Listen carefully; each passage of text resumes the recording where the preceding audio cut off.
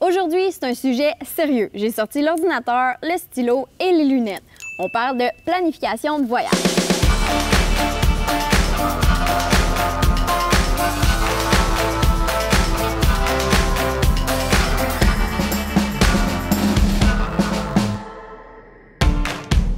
Bon, évidemment, tout le monde a sa méthode de travail pour planifier ses voyages, mais j'ai quand même pensé vous montrer comment nous, on procède en 4 étapes faciles pour peut-être vous donner des trucs supplémentaires pour planifier vos futurs voyages. Étape numéro 1, faire de la recherche. Bon, c'est l'étape la plus évidente, là, vous allez me dire, mais il faut savoir où rechercher. Alors, je suis présentement en train de faire la planification de notre séjour en Sicile et pour faire cette recherche-là, je vais regarder sur Pinterest, Google et Facebook.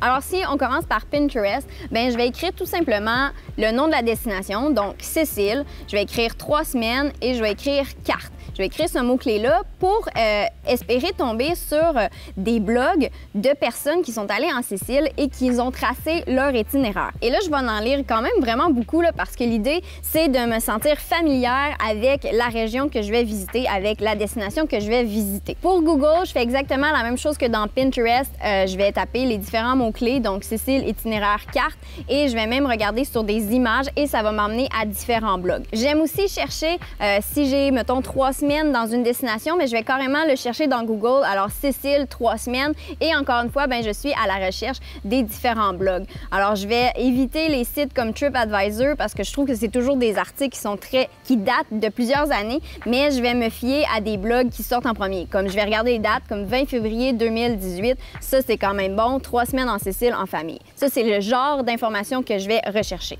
J'utilise aussi Facebook vraiment beaucoup. En fait, j'utilise un groupe qui s'appelle Les Voyageuses du Québec, la communauté.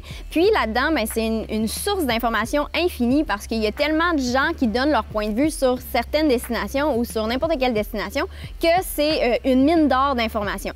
Donc, tout simplement, dans Facebook, il y a un petit onglet, une petite section où tu peux faire des recherches. Alors, je cherche par mots-clés. Je vais chercher Sicile et ça va me donner tout plein de posts qui ont été faits, de publications qui ont été faites par rapport à la Sicile. Et là-dedans, je vais vraiment avoir l'opinion des gens qui viennent peut-être juste d'y aller ou qui vont y aller. Alors, ça va me donner plein d'informations encore plus pertinentes.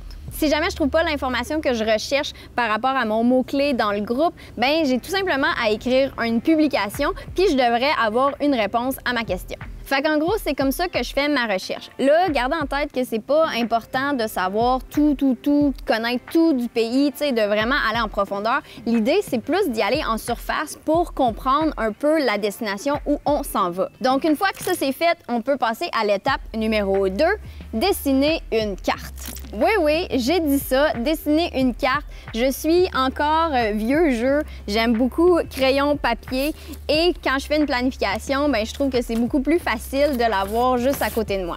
Alors, je me dessine une carte. Donc, je trace le pays grossièrement pour savoir où je m'enligne. Donc là, j'ai tracé la Sicile. J'ai quand même fait un beau dessin, n'est-ce pas? Et puis, ce que je vais faire avec cette carte-là dans mon étape numéro 2, c'est d'aller noter ce que je lis, dans le fond. Alors, à chaque blog que je lis, qui vont nommer une ville intéressante, je vais pouvoir aller la noter sur la carte pour un peu avoir la vue d'ensemble de tout ça.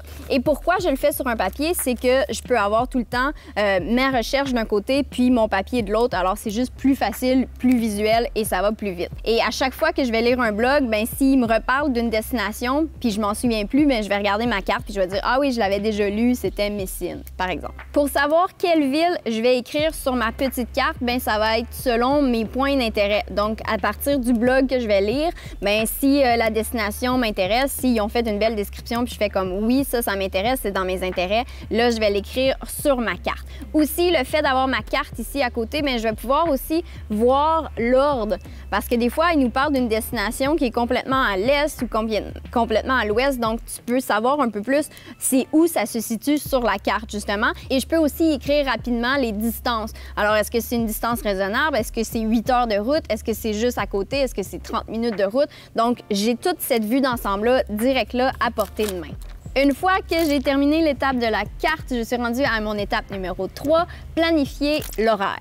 Pour bien planifier l'horaire, je vais faire un petit calcul mathématique pour savoir si j'ai noté trop de points d'intérêt, si je veux voir trop de choses dans le peu de temps que j'ai. Donc, j'ai 21 jours que je peux dédier à la Cécile et j'avais noté 7 points d'intérêt. Donc, je vais faire 21 divisé par 7, ce qui va me donner 3 jours. Alors, je sais que je peux rester en moyenne 3 jours dans chaque petit point d'intérêt. Évidemment, ça ne veut pas dire que je vais vraiment rester 3 jours dans chaque endroit. Il y a des séjours qui vont être plus longs, des séjours qui vont être plus courts, mais ça me donne une vue d'ensemble pour m'assurer que c'est raisonnable ce que je veux voir. Là, dans ce cas-ci, ça fonctionne super bien. J'ai un bon ratio entre les stops que je veux faire puis le nombre de jours que je suis à la destination. Mais si jamais j'avais vraiment trop de choses que je voulais voir, bien, il va juste tout simplement falloir couper. Alors, je vais prendre ce qui m'intéressait vraiment beaucoup puis je vais prioriser ceux-là. Puis si jamais je vois que j'ai le temps dans mon horaire de rajouter les autres qui m'intéressaient, bien, c'est à ce moment-là que je vais réajuster le tout pour les faire fitter. Alors maintenant, on passe au calendrier. Alors encore une fois, c'est pour voir une vue d'ensemble de comment bien répartir mes journées. Alors je vais écrire mes 7 stops que je voulais faire et je vais les répartir. Alors je vais commencer en faisant les 3 jours et ensuite je vais pouvoir modifier comme je veux la durée vraiment que je veux passer à cet endroit-là. Là, le nombre de jours que je vais passer à chaque endroit, bien, je vais le déterminer selon en fait ce qu'il y a à voir ou selon justement le rythme auquel je veux me déplacer. Alors nous, dans notre cas, bien, on aime rester un minimum de 3 nuits. Tout simplement, c'est comme ça qu'on aime voyager. Alors, j'essaye au minimum de me laisser 3 nuits partout où je vais. S'il n'y a pas grand-chose à faire, bien, on risque de faire des exceptions, mais s'il y a au contraire vraiment beaucoup de choses à faire, bien, on va allonger notre séjour de quelques nuits. Une fois que mon horaire a été bien réparti puis que je suis satisfaite avec ça, bien, je peux passer à l'étape finale qui est de réserver. Pour ce qui est de réserver, bien, je réserve jamais tout à l'avance. OK? Il y a beaucoup de tout là-dedans, mais dans le fond, ce que je réserve, c'est les premières nuits. Donc, c'est sûr et certain que ma première nuit à destination, elle va être réservée. En fait, ma première étape, donc mon premier séjour. Donc, pour le voyage ici en Italie, bien, on commençait à Rome. Donc, mon hébergement à Rome était réservé. Pour ce qui est de la suite, bien, je laisse toujours place à l'improvisation. Tout ça dans le but que peut-être que je vais continuer à faire des recherches et je vais trouver différentes villes, différents points d'intérêt. Alors, je vais modifier mon horaire. Mais au moins, en ayant planifié le tout avec ma carte, avec mon calendrier, bien, je sais un peu où je m'en vais. Le problème avec réserver tout d'avance, c'est que tu es un peu pris dans ton horaire. Alors, il peut y arriver des fois que tu te ramasses à un endroit puis que tu fais comme « Wow, ici, c'est vraiment le fun, j'aimerais ça rajouter des nuits. » Mais tu vas pas pouvoir parce que le reste est planifié. Ou au contraire, si tu arrives à une place puis tu fais comme « Ah, c'est vraiment de la merde ici, j'aimerais ça m'en aller », bien, tu vas être pénalisé dans tes réservations puis tu vas être quand même obligé de payer pour ces nuits-là, même si tu décides de partir. Autant qu'il y a peut-être ses avantages à avoir tout réservé d'avance, mais autant que moi, je préfère vraiment y aller progressivement pour être vraiment libre. Mais bon, comme n'importe quoi, ça va dépendre de ta situation. Fait que c'est tout, c'est pas plus compliqué que ça. La seule affaire qu'il faut que vous sachiez, c'est que ça prend du temps. Ça prend du temps planifié, mais c'est ça qui va faire en sorte que vous allez passer un très bon voyage ou un moins bon voyage. Puis surtout, si vous voyagez juste une fois par année, bien, vous voulez vraiment pas perdre de temps sur place, vous voulez vraiment maximiser votre voyage. Alright, laisse un like sur la vidéo sur notre page si c'est pas déjà fait et dans les commentaires, dites-nous combien de temps d'avance vous commencez à planifier vos voyages. Alright, on se revoit la prochaine fois. Salut!